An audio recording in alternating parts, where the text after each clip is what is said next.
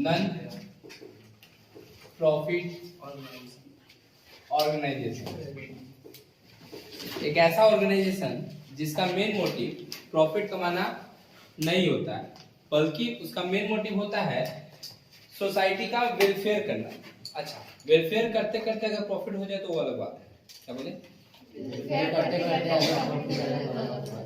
मतलब इसका main motive profit कमाना। जैसे स्विमिंग क्लब कब खुलता है, उसका मेन मोटिव क्या होता है? बच्चों को स्विमिंग सिखा के प्रॉफिट कमाना ना, बच्चों को ज्यादा अच्छा से अच्छा क्या करना, स्विमर बनाना, ताकि वो देश का नाम रोशन करने के लिए गोल्ड मेडलिस्ट वगैरह वगैरह क्या करे, जीते।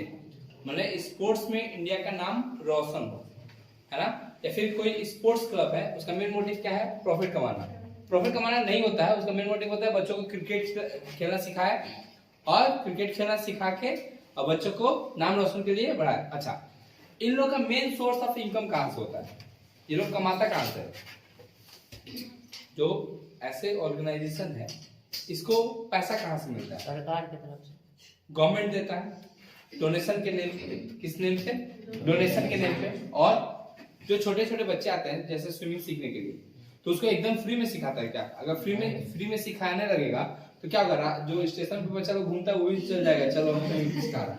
तो इसलिए क्या होता है, एक नॉमिनल फीस रखा जाता है कि 1500 2000 में आपका एडमिशन हो जाएगा, उसमें आपको स्विमिंग सिखा दिया जाएगा, है ना। क्योंकि कोई भी चीज अगर बहुत ज्यादा फ्री में मिल जाए तो उसका दुरुपयोग होना शुरू हो जाता है। तो इसलिए वो क्या किया जाता है, उसका एक नॉमिनल फीस रखा जाता है, सो दैट वहां का जो जिसमें स्विमिंग सिखाया जाएगा उसको मेंटेन करके रखा जाए, है ना। इन सब पर्पस के लिए क्या किया जाता है, कुछ लमसम अमाउंट लिया जाता है। किससे? जो स्टूडेंट्स आते हैं उनसे। और कहां से पैसा मिलता है? गवर्नमेंट दे देता है ना। बहुत सारा उसमें मेंबर का होते हैं। एक क्लब का क्या होता है, बहुत सारा मेंबर होता है। वो मेंबर लोग से एक सालाना बांध दिया रहता है कि आपको हर एक साल जो है 10,000 15,000 रुपए करके क्या करना है, पेमेंट करना है।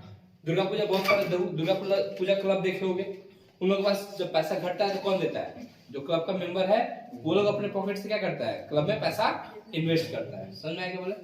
तो इन लोग का मेन मोटिव प्रॉफिट कमाना नहीं होता है किसी भी ऑर्गेनाइजेशन में।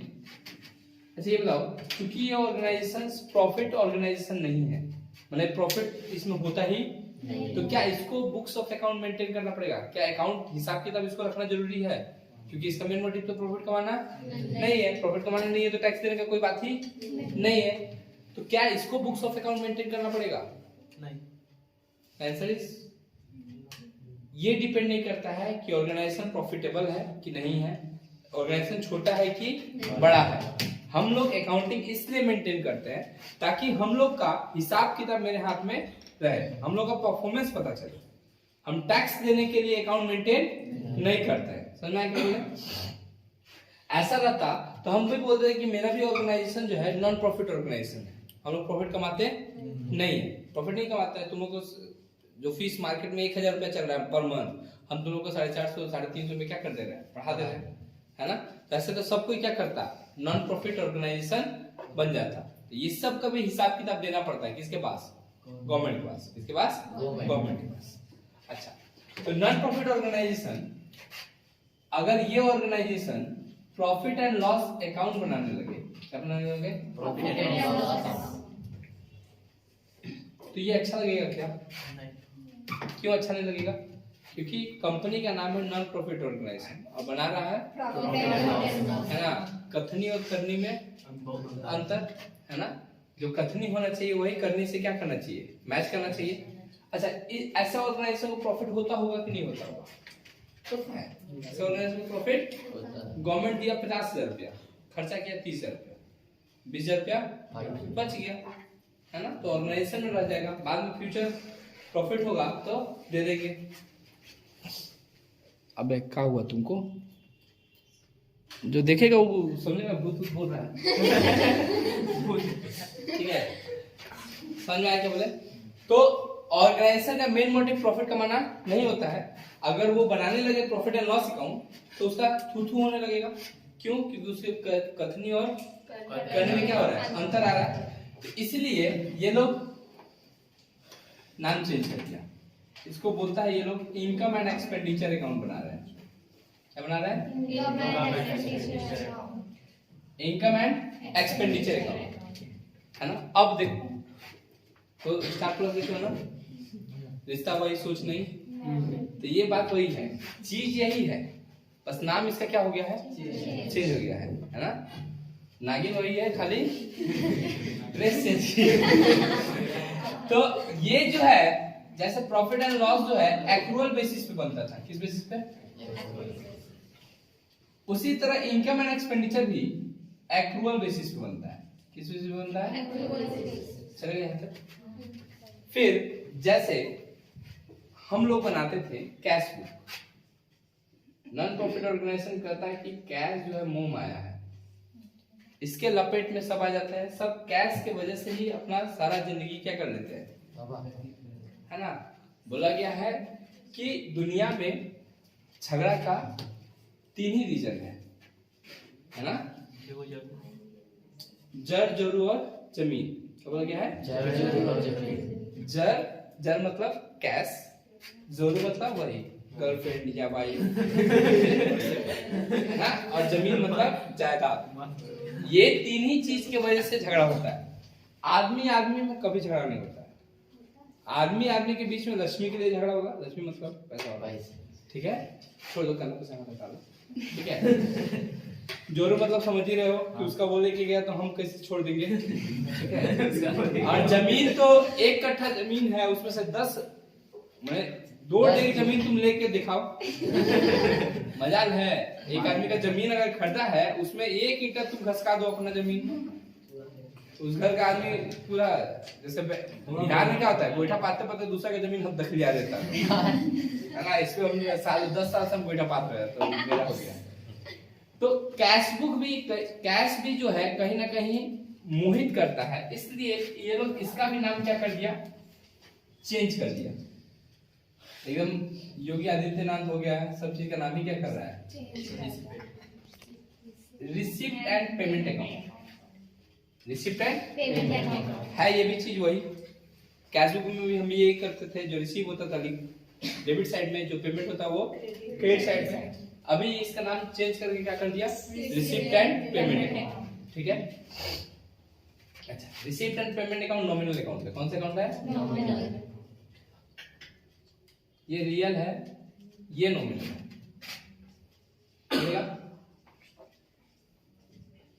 अबे कैलकुलेटर चला रहा है, हम डिस्टर्ब हो रहे हैं, समझा? यहाँ तक ठीक है। उसके बाद हम लोग जैसे बनाते थे बैलेंस शीट, ये लोग क्या बनाता है पता है? बैलेंस शीट ही बनाता है। क्या बनाता है? चलेगा। तब क्वेश्चन क्या करता है और कैसे देता है, जैसे तुमको पहले से कैश बुक बना के दे देगा, मतलब तुमको रिसीप्ट एंड पेमेंट दे देगा पहले से। क्या दे देगा? रिसीप्ट मतलब क्या होता है, कितना पैसा आया। पेमेंट मतलब क्या होता है, कितना पैसा गया। तो हम जो पेमेंट करते हैं वो 2 चीज के लिए करते हैं, या तो तुम्हारे जेरोक्स के लिए करते हैं, या फिर एसी का बिल आता है। एसी का बिल इन द सेंस कि एसी जो खरीद के लाए थे उसका जो इंस्टॉलमेंट आता है वो पेड करते हैं। लेकिन एसी जो खरीद के लाया है, इससे मेरा संपत्ति क्रिएट हुआ है ना। और जो तुम लोग का जेरोक्स क्रिएट करके दे रहे हैं, आज जेरोक्स दिए, 1 साल पढ़ेगा, उसका क्या हो जाएगा, आउटपुट के फेंक देगा। लेकिन ये लंबे समय के लिए रहेगा। तो हम जो पेमेंट करते हैं वो 2 टाइप का पेमेंट होता है, एक रेवेन्यू पेमेंट और एक होता है कैपिटल पेमेंट। माने तुम बोल सकते हो रेवेन्यू एक्सपेंडिचर और कैपिटल एक्सपेंडिचर। जो रेवेन्यू एक्सपेंडिचर है वो मेरे को सेल्स करने में या प्रॉफिट ज्यादा करने में हेल्प करता है, जबकि जो कैपिटल एक्सपेंडिचर होता है वो मेरा एसेट्स को बढ़ाने में हेल्प करता है। किसको बढ़ाने में हेल्प करता है? कौन?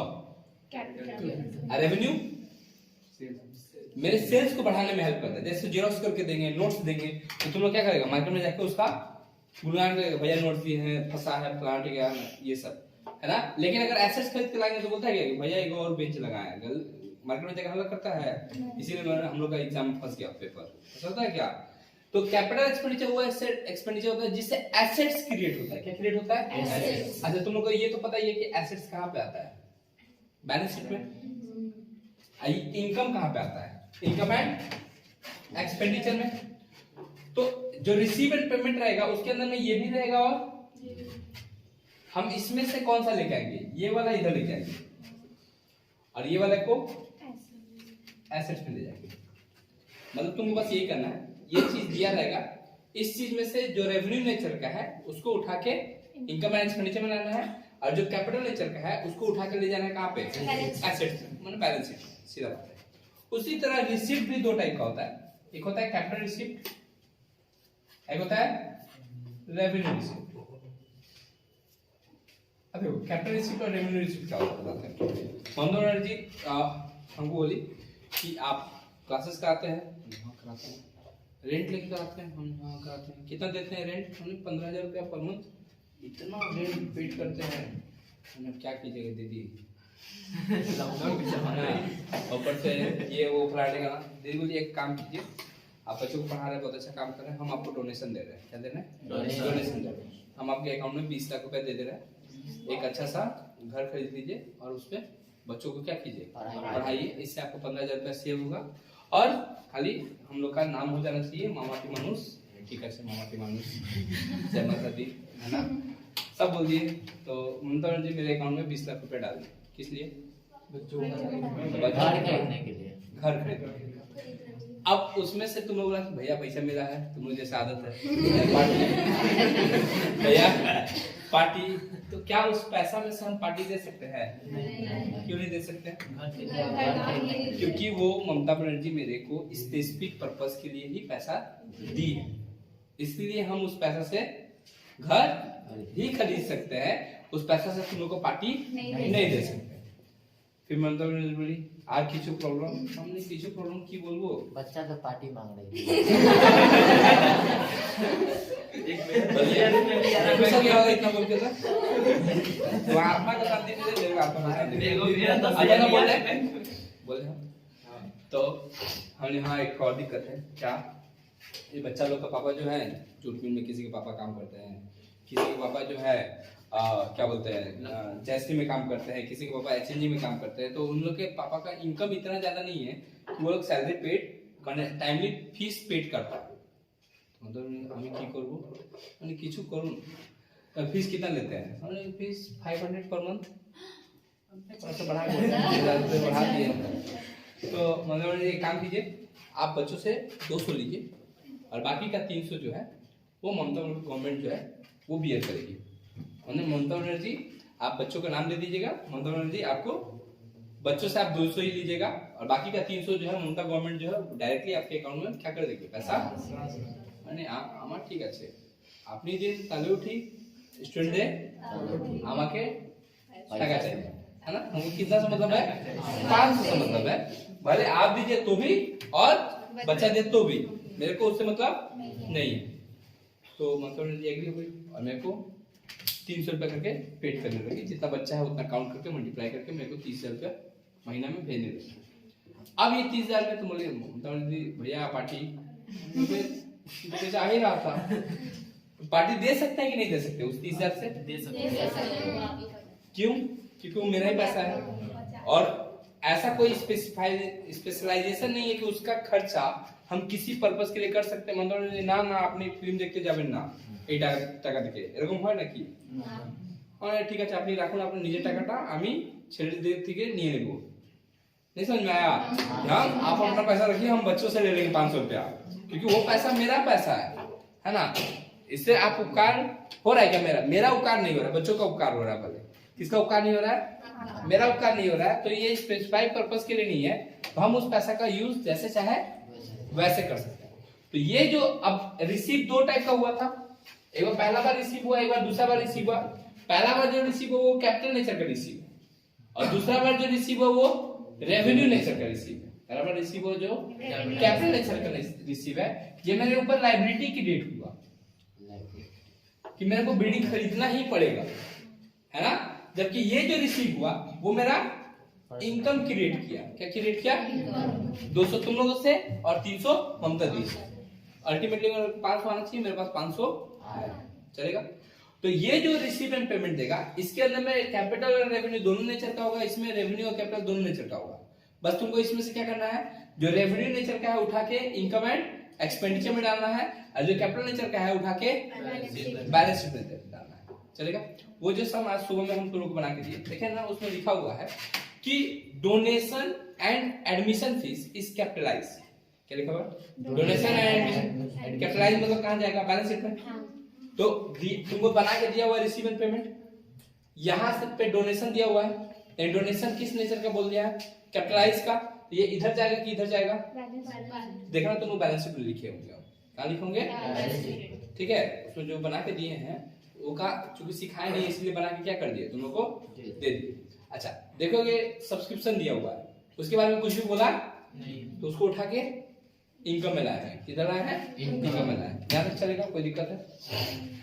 अच्छा, जो स्पेसिफिक पर्पस है, लिखो, लिखना शुरू करो।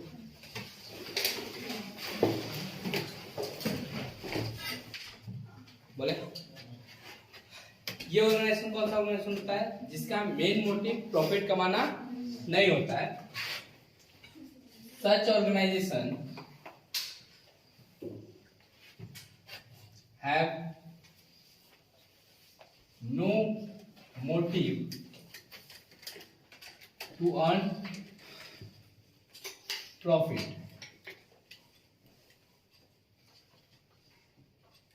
है ना?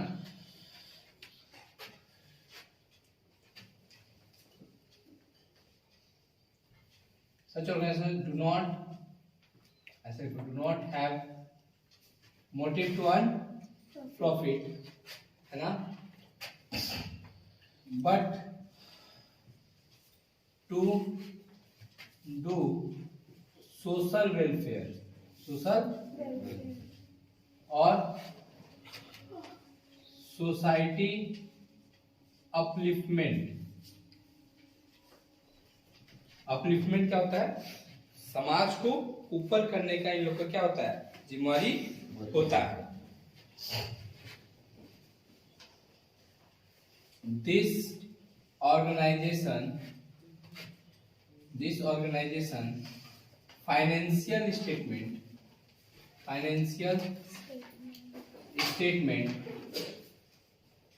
consist of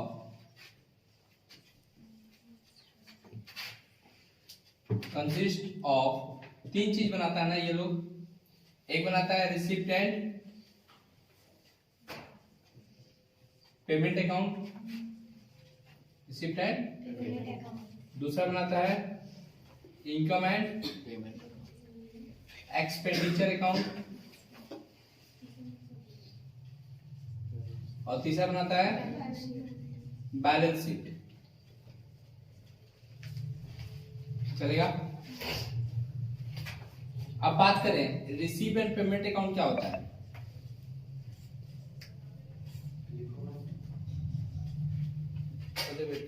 receipt and payment account क्या होता है?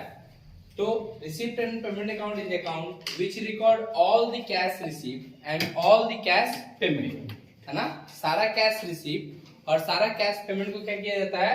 Record. This account is used to record all cash received and payment made during the year। चलेगा यहाँ पर? It is prepared on cash basis. It is prepared on cash basis. It is a real account. ये कौन सा account है? Real account. चलेगा यहाँ तक? फिर क्या बनाते हैं अपने? इनकम एंड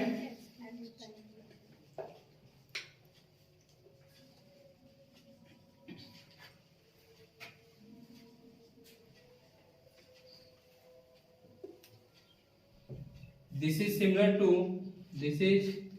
सिमिलर टू किसकी तरह है ये? Profit and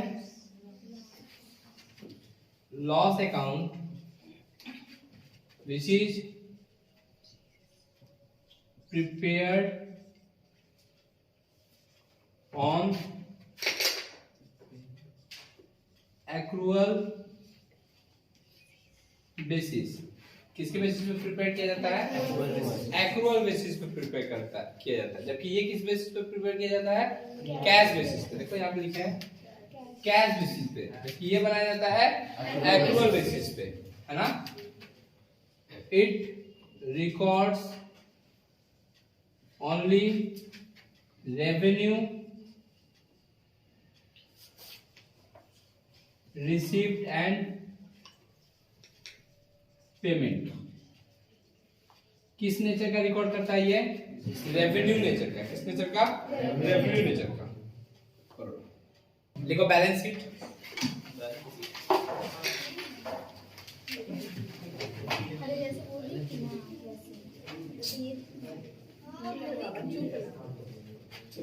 it is a statement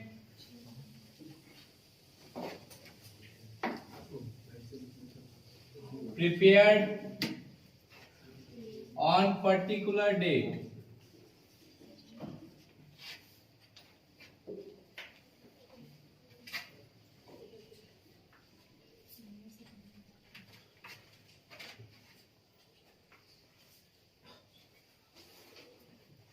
to know the financial position of organization।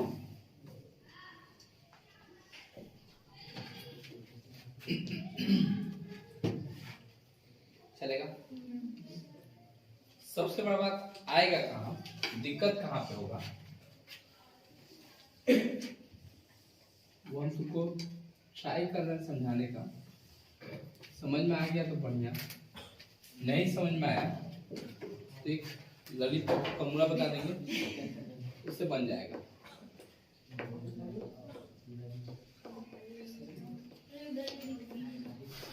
Opening, closing, है ना।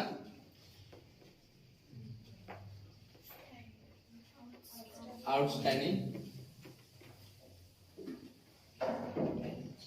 एडवांस चल रहा है ये। कोना वाला आप नहीं दिख रहे, वो क्लोजिंग नहीं दिख रहा। ठीक है, खाली सी पड़ेगा अपने पता चल जाएगा क्लोजिंग। ठीक है। हम लोग को खाली ओपनिंग दिखता है तो बगल में पता चल जाता है। चलेगा? एडवांस। अब हम लोग को बनाना कहाँ से है? हम लोग को बनाना है रिसीप्ट एंड पेमेंट से इनकम एंड एक्सपेंडिचर। कहाँ से क्या बनाना है अभी कोई नहीं लिखेगा, ठीक है। कंसंट्रेशन लेवल एकदम हाई लेवल पे होना चाहिए, चरम सीमा पर। हमको रिसीप्ट एंड पेमेंट से क्या बनाना है? Income and. हमको ऐसे समझो कि एक वर्ड आता है सब्सक्रिप्शन। क्या आता है? Subscription. Subscription received during the year 10 lakh. Subscription एक बार के लिए तुम लोग मेरा फीस समझ लो, है ना। क्या समझ लो? ताकि तुम लोग को इजीली समझ में आएगा। सब्सक्रिप्शन हमको रिसीव कितना हुआ है? रिसीव और इनकम दोनों एक चीज है। इनकम कितना होता है उतना हर एक साल रिसीव होता है क्या? नहीं, उससे कम होता है या वो फिर उससे ज्यादा। लेकिन दोनों एक बराबर कभी भी जल्दी मिलता। मानो हमको रिसीव हुआ है पूरे साल भर में, मतलब 2021 में हमको रिसीव हुआ है कितना रुपया? 10 लाख। लेकिन ऐसा भी होगा कि जो शुरू में कुछ पैसा बाकी होगा वो साल भर में कभी ना कभी बच्चा लाके दे दिया होगा, और ऐसा भी होगा कि कुछ बच्चा का अभी भी पैसा मिलना बाकी है, वो आज नहीं तो कल मिलेगा। कुछ कुछ बच्चा ऐसा होगा जो शुरू में ही एडवांस देके रखा था जनवरी में ही, और कुछ कुछ बच्चा ऐसा है जो कि अभी एडवांस देगा। कब के लिए? आगे के लिए। जनवरी के लिए मैंने दिसंबर में देगा, कब के लिए? तो अगर ओपनिंग बोल रहा है तो हम कहीं ना कहीं 1 जनवरी 2021 का बात कर रहे हैं, और क्लोजिंग बोल रहे हैं तो हम कहीं ना कहीं 31 दिसंबर 2021 का बात कर रहे हैं। चलेगा?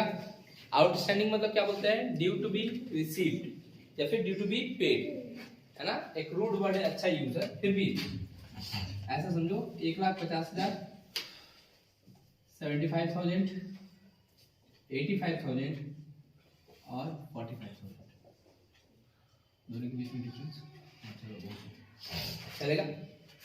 तुम्हारे क्वेश्चन में एकदम ऐसे ही दिया रहेगा, है ना, कि ओपनिंग आउटस्टैंडिंग इतना है, क्लोजिंग आउटस्टैंडिंग इतना है, ओपनिंग एडवांस इतना है और क्लोजिंग एडवांस इतना है। एक बार हम समझाने की कोशिश कर रहे हैं। सबसे पहले तुम लिखोगे कैलकुलेशन ऑफ, मानो calculation of income from subscription. क्या कैलकुलेट कर रहे हैं हम लोग? सब्सक्रिप्शन। ये बात जान लो कि अगर ये चीज कॉन्सेप्ट क्लियर हो गया तो तुम्हारा ये चैप्टर एकदम दूर पास हो जाएगा। अगर ये कॉन्सेप्ट क्लियर नहीं हुआ तो तुम्हारा चैप्टर टफ करके रखेगा, है ना। बाद में लॉलीपॉप को मुड़ा देंगे उसको। सब्सक्रिप्शन रिसीव किया हम लोग ड्यूरिंग द ईयर, कितना रिसीव किया ये बताओ? 10 लाख, मतलब ये पैसा आया है मेरे पास कितना रुपया? लेकिन इस 10 लाख के अंदर में आउटस्टैंडिंग मतलब क्या बोलते हैं? मिलना बाकी है। हम 1 जनवरी 2021 को खड़ा होकर बोले कि मेरे को फीस मिलना बाकी है, तो कब का फीस मिलना बाकी होगा? जनवरी में 1 जनवरी 2021 को बोल रहे हैं कि मेरे को फीस मिलना बाकी है। तो किसका फीस मिलना बाकी होगा? 2020 का, पिछले साल का। कब का? तो हम बोल सकते हैं कि ये जो 1.5 लाख रुपया जो ओपनिंग डेट पे आउटस्टैंडिंग है, ये कहीं ना कहीं कब का है? 2020 का है। अच्छा, 31 दिसंबर को आगे खड़ा होकर बोलते हैं, अभी कुछ दिन पहले 31 दिसंबर गया ना, उस दिन बोलते हैं कि मेरे को इतना फीस मिलना बाकी है। वो कब का बोल रहा है? 2021 का ही बोल रहा है, क्योंकि पूरा साल भर का फीस मिलना बाकी है अभी। कितना? 75,000 चलेगा। अच्छा, 1 जनवरी 2021 को बोले कि आकाश जो है या फिर रोहित जो है मेरे को एडवांस में फीस दिया है। तो 1 जनवरी को अगर हम बोल रहे हैं कि वो मेरे को एडवांस में फीस दिया है, तो कौन से ईयर के लिए बोल रहे हैं? 2021 का एडवांस फीस दिया है कि 2020 का एडवांस? कि 1 जनवरी को हम बोल रहे हैं, ये कब का एडवांस फीस दे रहा है? 1 जनवरी को एडवांस फीस दे रहा है 2021 के लिए, है ना। 31 दिसंबर 2021 को खड़ा होकर बोल रहे हैं कि मेरे को एडवांस फीस मिला है रोहित से। तो कब के लिए मिला है? 2021 के लिए। 2021 31 दिसंबर को, 31 दिसंबर को पैसा दिया मेरे को, लीजिए भैया 5,000 रुपया, ये एडवांस फीस है। कब के लिए है? 2022 के लिए है। ये समझ में आया? ठीक है, ये क्लियर है। अब बताओ मेरा उसमें 2021 का पैसा कितना दिखाई दे रहा है? दो ठो 75,000, 45,000। मैंने ये मिलना चाहिए था मेरे को, ये मिला चाहिए था। अच्छा, ये मिला कब हुआ ये बताओ तो? जब वो ओपनिंग एडवांस है 1 जनवरी को हम बोल रहे हैं कि एडवांस मिला है मेरे को 85,000, तो 2020 में ही एडवांस मिल गया होगा। किसके लिए? 2021 के लिए। तो जो 2021 का पैसा है, ऐसा समझो, जो 2021 का पैसा है उसको ऐड करना है, उसको ऐड करना है। और जो 2020 का पैसा है चाहे 2022 का पैसा है उसको क्या करना है? लेस करना है। हाँ, हमको 2021 का इनकम चाहिए ना, इनकम कब का चाहिए? 2021 का इनकम चाहिए। 2020 का भी इनकम हटा देंगे और 2022 का भी इनकम हटा देंगे, तो पूरा जो इनकम बच जाएगा वो किसका बचेगा? 2021 का। अच्छा, इसमें से तब ये बताओ, ये 2020 का है, इसको हटाएंगे तो लेस करेंगे। कौन सा आउटस्टैंडिंग? ओपनिंग की क्लोजिंग? इसको बोल सकते हैं ओपनिंग आउटस्टैंडिंग। कितना है? 1.5 लाख। जबकि क्लोजिंग आउटस्टैंडिंग क्या करेंगे? क्यों ऐड करेंगे? क्योंकि वो कब का पैसा है? 2021 का। 75,000। फिर बताओ और क्या ऐड करेंगे कि लेस करेंगे? ये ओपनिंग वाला तो इसको क्या बोलेंगे? ओपनिंग एडवांस बोल सकते हैं। कितना? वो वाला ऐड करेंगे कि लेस करेंगे? क्या बोल के?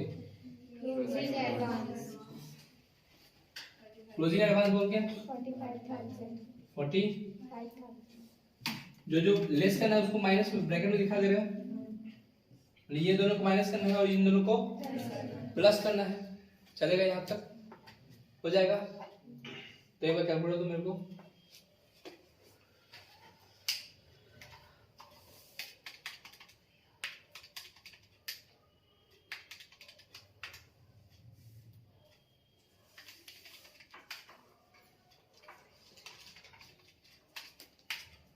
शायद 9,65,000 कितना आएगा?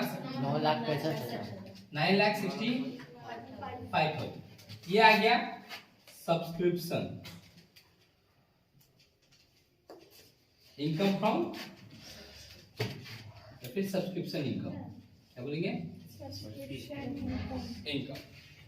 ये तो था समझाने वाला बात, ये था अब कौन सा फॉर्मूला? भैया इतना कुछ हम लोग नहीं जानते, हम लोग को बस इतना पता था कि आउटस्टैंडिंग ऐड होता है। आप ही हम लोग को सिखाए थे, फ्लड में डाल दिए थे कि आउटस्टैंडिंग क्या होता है? ऐड होता है। और एडवांस क्या होता है?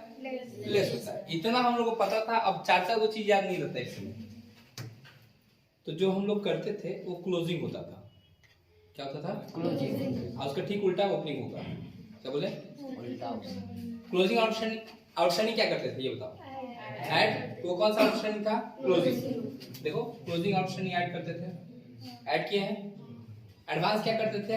लेस। देखो क्लोजिंग आउटस्टैंडिंग एडवांस क्या किए हैं? लेस। अगर ये ऐड है तो ये अपने आप, और ये लेस है तो अपने आप। समझ में? आउटस्टैंडिंग तो याद है ना तुमको कि आउटस्टैंडिंग ऐड करते थे तो ओपनिंग वाला लेस कर देना, और ये याद है कि एडवांस लेस करते थे तो ओपनिंग वाला ऐड कर देना। और जो करते थे ठीक उसका उल्टा होगा ओपनिंग वाला। और जो करते थे वो कौन सा था? क्लोजिंग वाला। कौन सा था? क्लोजिंग वाला। चलेगा यहाँ तक? ओके लिखो एक बार। हाँ वो अभी ना लग रहा है बाबू। क्या बोला है कि बनाते कैसे हैं? तो सबसे पहले preparation of income and expenditure. क्या बना रहे हैं हम लोग?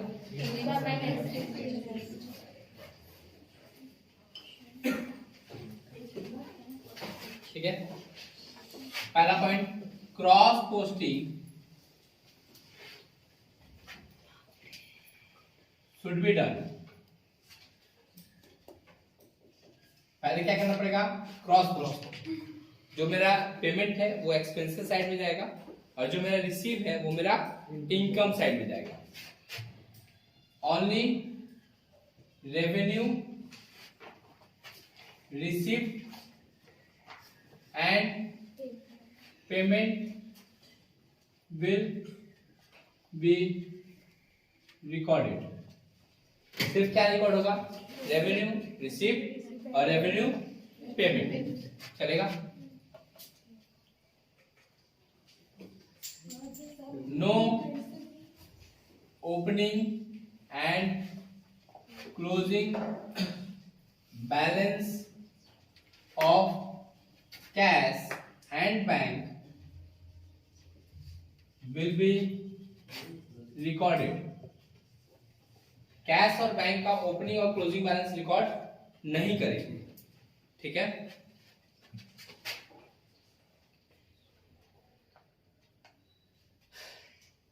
Donation received for specified purpose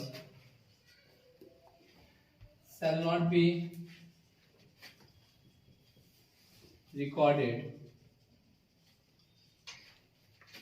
अगर हम डोनेशन में कोई स्पेशल पर्पस के लिए मिलेगा, नहीं लिखेगा कोई, बोले ना तुमको डोनेशन अगर स्पेसिफिक पर्पस के लिए मिलेगा तो हम लोग रिकॉर्ड नहीं करेंगे। लेकिन डोनेशन मेरे को रेवेन्यू नेशन के लिए मिलेगा, डोनेशन ऐसे होता है received for non specified purpose. मैंने के पास पैसे दे दी 5 लाख रुपया, जाइए जो करना है वो कीजिए, उस केस में ये मेरा इनकम हो जाएगा। ये क्या हो जाएगा उस टाइम में? इनकम हो जाएगा, क्योंकि शैल बी रिकॉर्डेड। उसको रिकॉर्ड करना पड़ेगा। किसको रिकॉर्ड नहीं करना पड़ेगा? जब स्पेशल पर्पस के लिए मिलेगा तो उसको रिकॉर्ड करने की जरूरत नहीं है, लेकिन स्पेशल पर्पस के लिए नहीं है तो उसको रिकॉर्ड करना पड़ेगा।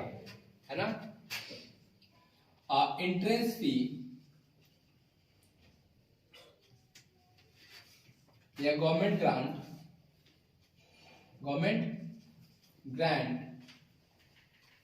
only record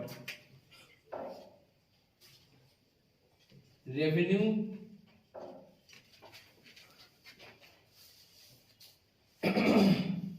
nature, not capitalized nature। बताते हैं, जैसे मान लो कि हमको इंट्रेंस फी रिसीव हुआ है। क्या रिसीव हुआ है? 10,000। कितना रिसीव हुआ है? 10,000। और ऐसे ब्रैकेट में लिख दिया 60% कैपिटलाइज। 60%। तो दो टाइप का नेचर ही होता है, एक कैपिटल नेचर का और एक रेवेन्यू नेचर का। तो ये जो 10,000 है उस 10,000 में 60% मतलब 6,000 रुपया कैपिटल नेचर का है। तो कितना रेवेन्यू नेचर का बचा? 4,000। तो इन इनकम एक्सपेंडिचर कितना रिकॉर्ड होगा? ओनली 4,000। कैसा है 4,000? 40% of 10,000। 40% of 10,000 will be recorded। सिर्फ हम लोग कितना रिकॉर्ड करेंगे? 4,000। जो रेवेन्यू नेचर का है उसको रिकॉर्ड करेंगे, जो कैपिटल नेचर का है उसको रिकॉर्ड नहीं करेंगे। चलेगा यहाँ तक? सवाल आएगा, समझ जाओगे। क्लियर? अच्छा, खाली बोल दिया कैपिटलाइज, परसेंटेज कुछ नहीं बोला, है ना। तो पूरा का पूरा ही कैपिटलाइज मानेंगे, मतलब इनकम एक्सपेंडिचर कुछ रिकॉर्ड नहीं करेंगे। अगर बोल दिया 60% कैपिटलाइज तो कितना परसेंट रिकॉर्ड करेंगे? 40%। अच्छा, बोलता कि 60% नॉट कैपिटलाइज तो 60% ही लिखते। जितना कैपिटलाइज नहीं होगा उसी को हमको लिखना है। समझ में क्या बोले? देते हैं। जैसे डोनेशन दिया हुआ है और लिखा है 80% नॉट कैपिटलाइज। हम कितना लिखेंगे ये बताओ तो? 20,000 है, 20,000 का 80% लिखेंगे और 20% नहीं लिखेंगे, क्योंकि 20% कैपिटलाइज नेचर का है। किस नेचर का है? कैपिटलाइज। समझ आया? तो ऐसा क्वेश्चन में देगा, जब देगा तो समझ जाओगे। फिलहाल के लिए इतना ही छोड़ देते हैं। हाँ, अच्छा। Payment of assets will not be recorded, will be ignored। उसको क्या करना पड़ेगा? मैंने अगर पेमेंट किए हैं एसेट्स के लिए, जैसे फर्नीचर खरीद के लाए, तो पेमेंट साइड में तो दिखाएगा कि हम फर्नीचर खरीद के लाए हैं, लेकिन उसको इनकम एक्सपेंडिचर में दिखाना नहीं है, क्योंकि वो किस नेचर का होता है? कैपिटल नेचर का। किस नेचर का होता है? अच्छा। Depreciation on assets,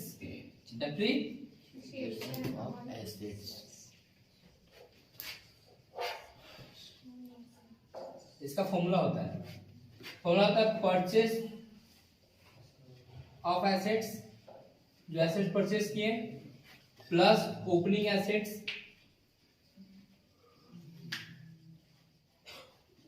minus closing assets.